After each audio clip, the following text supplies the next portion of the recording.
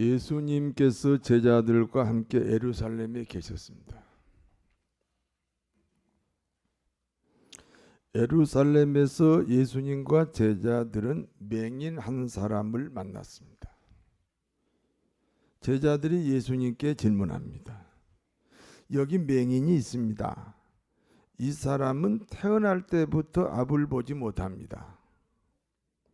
이 사람의 불행이 부모의 죄 때문입니까? 그 자신의 죄 때문입니까? 당신은 윤회설이라는 사상이 있었습니다. 내가 이 땅에 태어나기 전에 다른 어떤 사람으로 살았다, 그런 얘기입니다.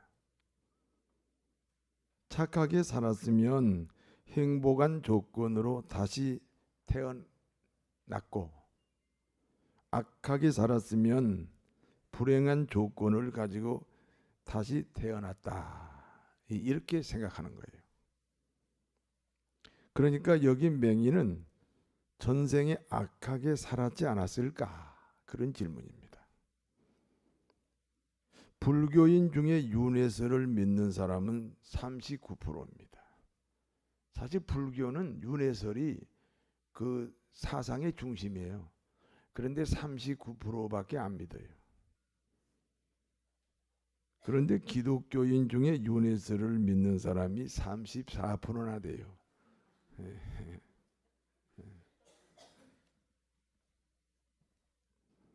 우리 기독교는 윤회설을 받아들일 수 없습니다. 예수 믿으면 천국입니다. 예수 안 믿으면 지옥이에요. 한 번밖에 못 살아요. 잘 살아야 돼요. 인간은 누구나 죄인입니다. 그리고 죄의 값은 사망입니다. 우리 인간의 죄값을 예수님이 대신 짊어지시고 십자가에 죽으셨습니다. 그리고 3일 만에 부활하셨습니다. 우리가 다 알고 있어요. 그 다음이 중요해요. 스님도 알아요. 예수님이 우리의 죄값으로 십자가에 죽으셨어요. 3일 만에 부활했어요. 스님도 알아요. 여러분도 알고 계세요.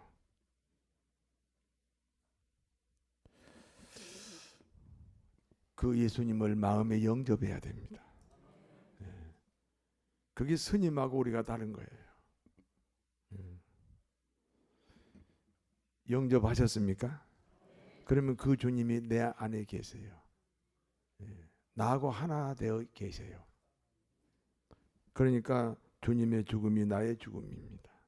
그러므로 죄값을 치루었습니다. 주님의 부활도 나의 부활입니다. 그러므로 지금 영생으로 살고 있습니다. 서령도 여러분 예수님을 영접하셨습니까?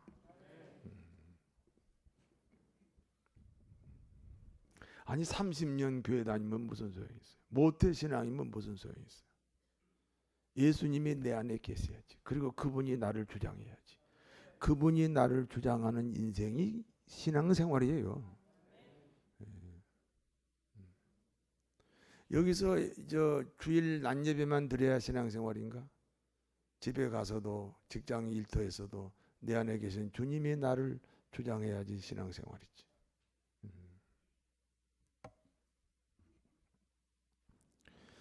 태어나면서부터 맹인인 이 사람은 누구의 죄 때문인가 하는 제자들의 질문이 있었습니다. 예수님의 대답입니다. 본인의 죄가 아니다. 당연히 전생애가 없기 때문에 본인의 죄가 아니지요. 부모의 죄도 아니다. 다만 하나님이 하시는 일을 나타내고자 하십니다. 하나님이 하시고자 하는 일을 나타내고자 하십니다. 그러시면서 내가 세상의 빛이다, 이렇게 말씀하셨습니다.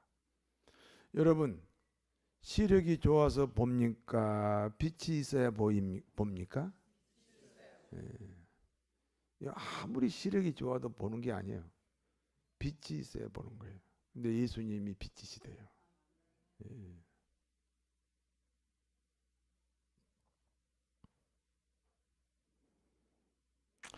그리고 침으로 진흙을 이겨 그 맹인의 눈에 바르셨습니다.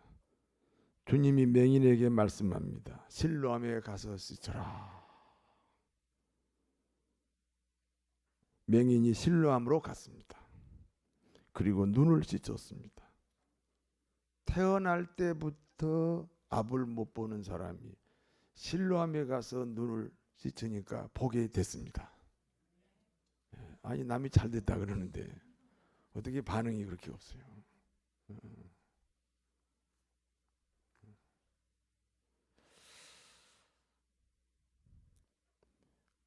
어두운 밤에 캄캄한 밤에 새벽을 찾아 떠난다. 종이 울리고 닭이 울어도 내 눈에는 오직 밤이었어. 오 주여 당신께 감사하리라. 실로암 내게 주심은 나에게 영원한 사랑 속에서 떠나지 않게 하소서.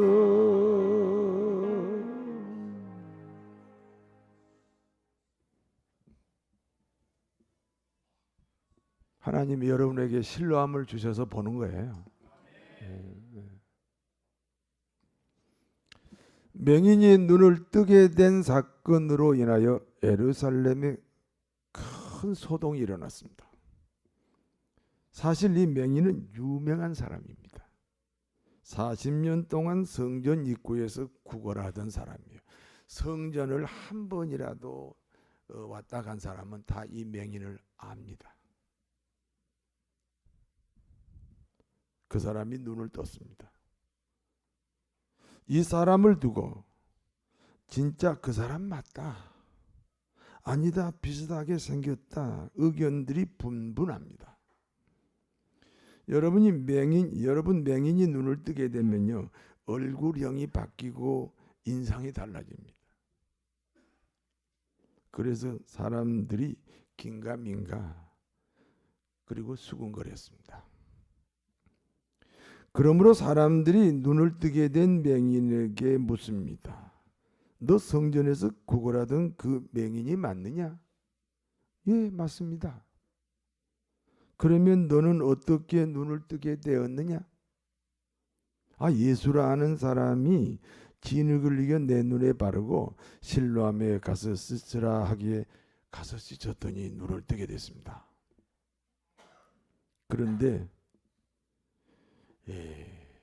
그러면 그 예수, 네 눈을 뜨게 했다는 그 예수는 지금 어디에 있느냐? 저는 알지 못합니다.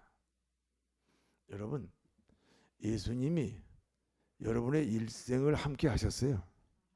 근데 우리는 이렇게 말해요. 저는 그분을 알지 못합니다.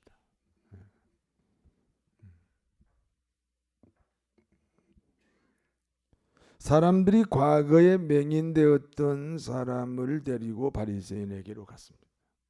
바리새인들이 항상 그 신앙의 교회의 중심이니까 이제 바리새인에게 데리고 갔습니다. 바리새인들도 과거의 맹인이었던, 이제는 과거라고 붙여야죠. 과거의 맹인이었던 사람이 어떻게 눈을 뜨게 된 사연을 듣게 됩니다. 그런데 예수님이 진흙을 침으로 이겨가지고 눈에 바른 다음에 실로암에 가서 씻으라 하고 그 말씀대로 순종했더니 눈 떴다. 다 그 사연을 들었어요. 그런데 그들의 결론이 뭔지 아세요? 안식일의 병을 고치는 것은 금지되어 있다.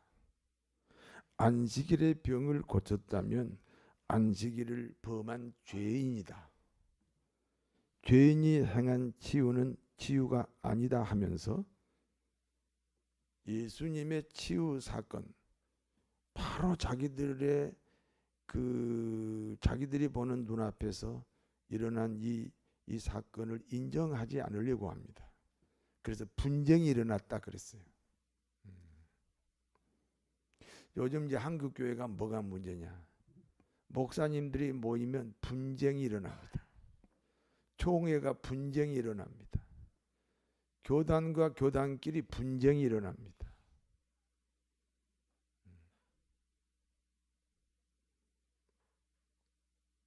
그렇다고 교회를 떠날 수는 없습니다. 옛날에는 아이를 말이죠. 아이를 목욕시키려면 큰 그 통에다가 뜨거운 물을 이제 담아가지고 그 아이를 목욕시켜요. 그렇지요? 그 통을 되게 뭐라고 그래요? 다라이. 다라이가 나는 한국말인지 일본말인지 잘 몰라가지고. 우리말인가요? 그럼 우리말로는 뭐라고 그래요? 대야. 대야가 조그맣잖아. 크잖아. 큰 대야. 좋아요. 거기다가 이제 물을 데워가지고 아이를 목욕시키죠. 그러면 물이 더러워졌어요? 안 더러워졌어요? 그럼 물을 버려야 돼? 안 버려야 돼요? 그런데 왜 아기까지 버려요? 그러면 아기까지 버리면 돼야 안 돼요? 그러니까 분쟁이 일어났다고 교회를 떠나면 분쟁이 일어난 건 분쟁이 일어난 거지. 물만 버려야지 왜 아기까지 버려? 예수님까지 버리냐? 예. 아니 부부싸움을 해요.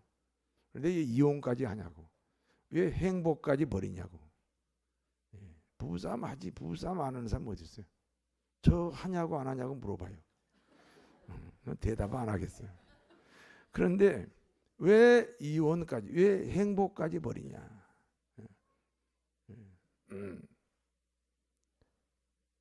참 부끄럽지요.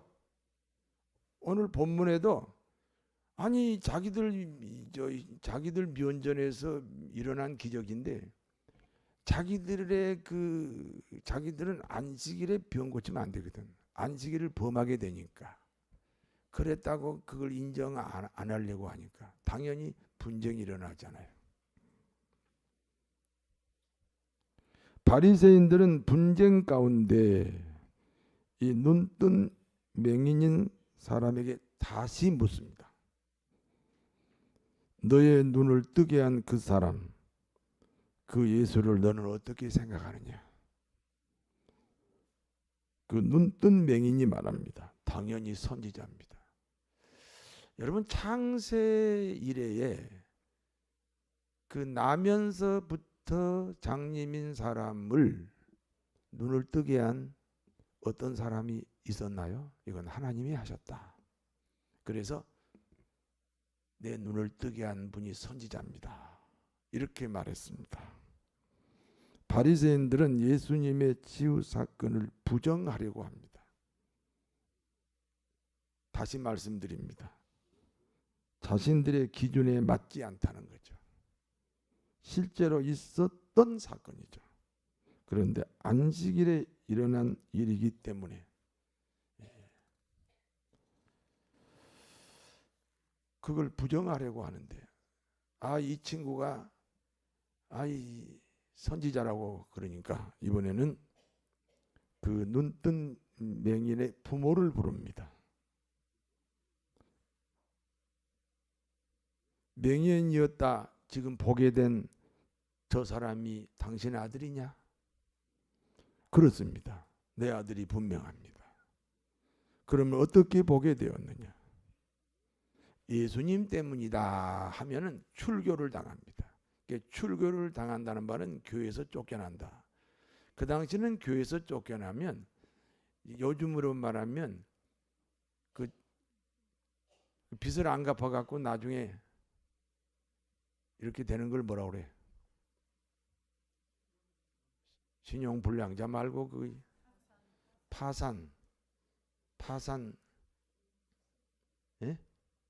그렇게 되면은 선거도 못하고 결혼도 못하고 취직도 못하고 사업도 못하고 그렇게 되는 거예요. 출교 당하면 그 당시 사회생활 자체가 안 되는 거예요. 예수님이 우리 아들의 병을 고쳤다 그러면 출교당하니까 그 부모가 이렇게 말합니다. 내 아들이 나이가 40입니다. 내 아들에게 물어보세요. 이렇게 대답을 했습니다. 여기까지가 오늘 본문의 내용이에요. 여러분, 제 설교는 본문만 성실하게 푸는 설교예요. 이제 본문이 주는 교훈입니다. 첫 번째.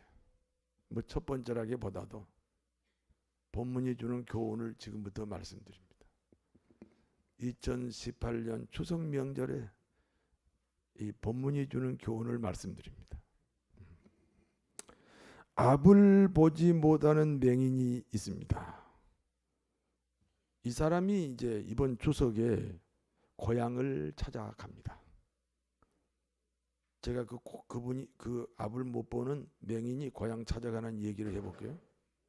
비행기를 2시간 타고 내려서 그 다음에 기차를 5시간 타고 내려서 그 다음에 버스를 3시간 타고 내려서 그 다음에 배를 타고 가야 한다면 스스로 갈 수 있나요? 스스로 갈 수 없다는 말을 강조하려고 비행기 나오고 기차 나오고 버스 나오고 배 나온 거예요. 없지요?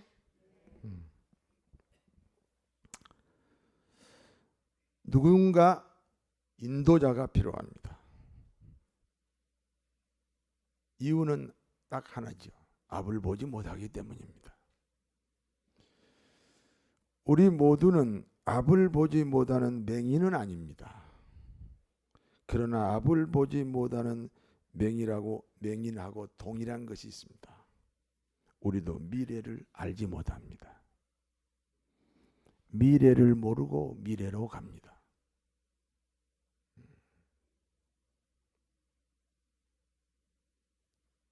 미래를 모르고 미래로 가요.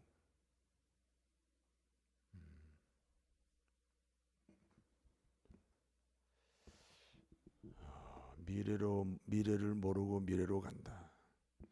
여기 10살 드신 분 있어요. 10살. 연세가 10살. 10살 이내에 죽은 사람이 세상에 있어요, 없어요? 그 일을 내가 겪을지 어떻게 알아요? 여기 연세가 20세 된 분 있어요? 20세 이내에 세상 떠난 사람이 있어요, 없어요? 그러면 그 일이 내게는 없으라는 법이 어디 있어요? 여기 연세가 30세 된 분이 있어요? 물론 있겠죠. 30세 이내에 세상 떠난 사람이 있어요, 없어요? 그 일이 내게 없으라는 법이 어디 있어요? 그런데 그 일을 미리서 알면 피해갈 수 있잖아요. 우리는 미래를 모르기 때문에 다가오는 불행을 그대로 겪어야 합니다. 미래라는 앞을 모르고 앞으로 가고 있습니다. 육신의 맹인에게만 인도자가 필요한 것이 아닙니다. 영혼의 맹인인 모든 사람에게도 인도자가 필요합니다. 우리가 앞을 보았다면 세월호 타지 않았을 겁니다. 우리가 앞을 보았다면 그 시간에 삼풍백화점 들어가지 않았을 겁니다. 삼풍백화점이 뭡니까? 젊은 분은 잘 몰라요. 삼풍백화점이 어느 날 와르르 무너진 적이 있어요. 그걸 무너진 걸 알았으면 안 들어갔을 거 아니에요. 그럼 우리는 모르기 때문에 들어갔잖아요. 내가 아는 어떤 분은 딸이 그 시간에 그 코너에 있었는데 그 흔적을 찾을 수가 없어요. 얼마나 산산조각이 났는지 흔적을 찾을 수가 없어요. 알았으면 그 백화점에 안 들어갔어요. 우리가 앞을 보았다면 그 시간에 성수대교 지나가지 않았을 겁니다. 성수대교에 무슨 일이 있었어요? 그때 무너진 적이 있어요. 아침 출근 시간에. 몰라서 그냥 지나가다가 다리가 무너졌고 다 죽었어요. 육신의 맹인에게 인도자가 있어야 하듯이 우리 영혼의 인도자는 예수 그리스도입니다.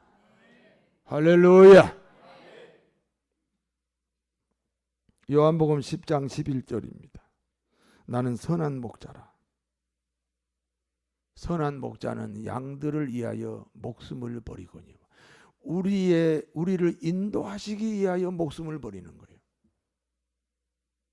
베드로전서 2장 25절. 너희가 전에는 양과 같이 길을 잃었더니 이제는 너희 영혼의 목자와 감독 되신 예수 그리스도에게로 돌아왔느니라. 시편 23편 1절입니다. 여호와는 나의 목자시니 내가 부족함이 없으리로다. 그분이 나를 인도하시기 때문에, 그 인도함 때문에 내 인생에는 부족함이 없어요. 이해가 되시면 아멘 하세요.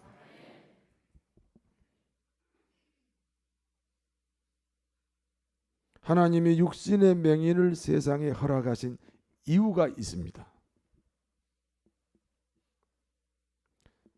저는 처음에 예수 믿고 이 문제 가지고 많이 괴로워했어요. 아니요, 하나님이 사랑의 하나님인데 자기 아들을 십자가에 죽이기까지 우리를 사랑하셨는데, 그런데 어떻게 이 세상에는요, 장님도 있고 벙어리도 있고 기머거리도 있고 안진뱅이도 있고 절뚝거리는 분도 있고, 이렇게 그 육체가 그 불행한 사람들이 너무 많아요. 그래서 어떻게 하나님이 이렇게 불공평하게 세상을 허락하셨을까? 그래서 굉장히 제가 고민하고 괴로워. 내가 뭐 하나님이나 된 척하고 내가 괴로워했어요. 근데 내가 오늘 이 본문을 통해서 그 답을 얻은 거예요. 하나님이 이 세상에 육신의 맹인을 허락하신 이유가 있습니다. 그 육신의 맹인이 모든 사람의 시청각 자료로 하나님이 허락하신 거예요. 육신의 맹인이 앞을 못 보듯이 건강하다는 너희도 앞을 보지 못한다.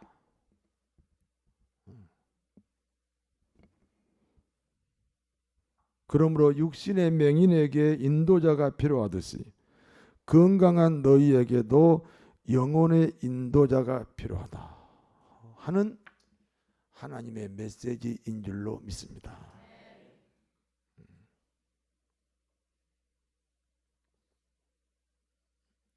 모든 육체의 그 모양이 내 영혼의 모양을 설명하는 거예요.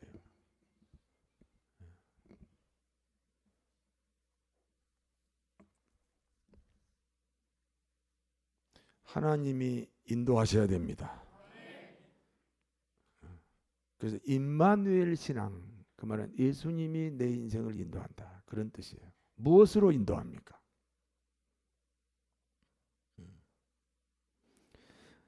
말씀으로 인도합니다. 욥기 23편 12절 같이 한번 읽어요. 내가 그의 입술의 명령을 어기지 아니하고 정한 음식보다, 아주 고급스러운 음식보다 하나님 말씀이 더 귀하다. 시편 119편 103절 같이 읽어요.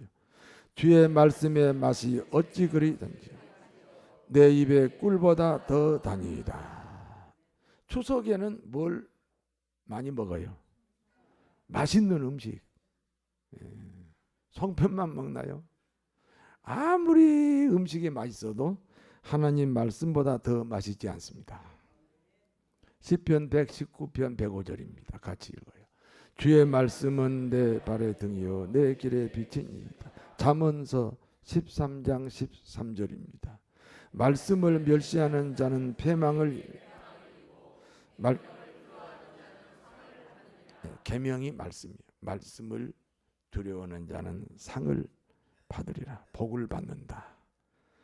이사야 40장 8절 같이 읽어요. 풀은 마르고 꽃은 시드나 우리 하나님의 말씀은 영원히 서리라. 요한복음 1장 1절입니다. 태초에 말씀이 계시니라. 이 말씀이 하나님과 함께 계셨으니 이 말씀은 곧 하나님이시니. 말씀이요. 말씀이 하나님이요. 말씀으로 우리를 인도합니다. 주어진 환경도 하나님의 말씀입니다. 겸손하면 주어진 환경을 통해서 하나님의 말씀을 들을 수 있습니다. 겸손하면 주어진 환경을 통해서 하나님의 말씀을 눈으로 볼 수 있어요. C.S. 루이스가 그랬습니다. 주어진 환경은 기머거리도 알아듣는 하나님의 확성기다. 겸손하면 환경도 말씀이 되는 거예요. 오늘 목사님이 지금 하나님의 말씀을 선포합니다. 이 말씀이 여러분의 길잡이가 되어야 할 줄로 믿습니다. 제자들이 예수님께 질문합니다. 이 사람이 맹인된 것이 누구의 죄 때문입니까? 부모의 죄 때문입니까? 자신의 죄 때문입니까? 주님이 말씀합니다. 그 부모 때문도 아니고 그 자신 때문도 아니다. 따라서 하세요. 하나님의 하시는 일을 나타내고자 하십니다. 육신의 맹인을 보고 보이지 않는 내 영혼도 맹인이라는 사실을 깨닫게 하기 위한 것이다.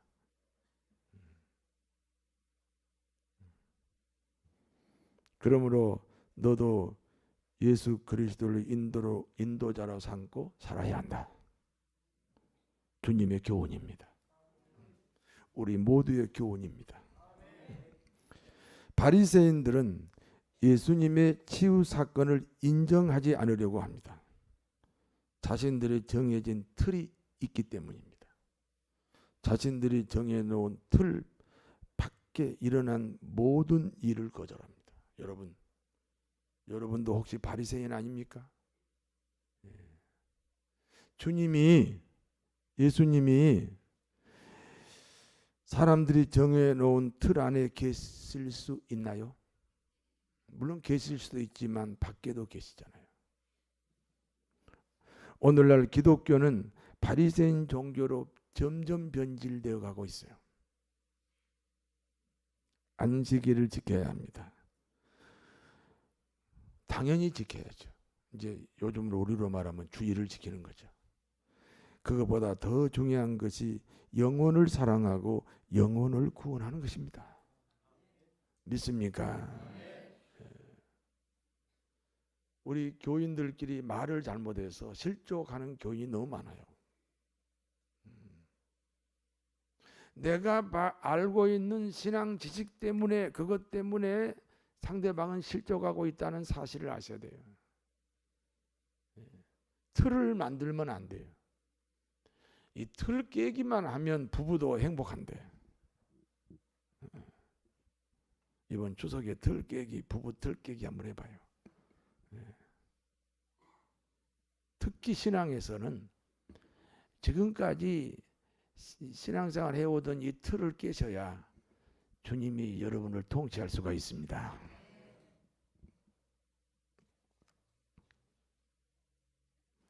법을 지키되 법을 초월하여 인간을 사랑해야 합니다.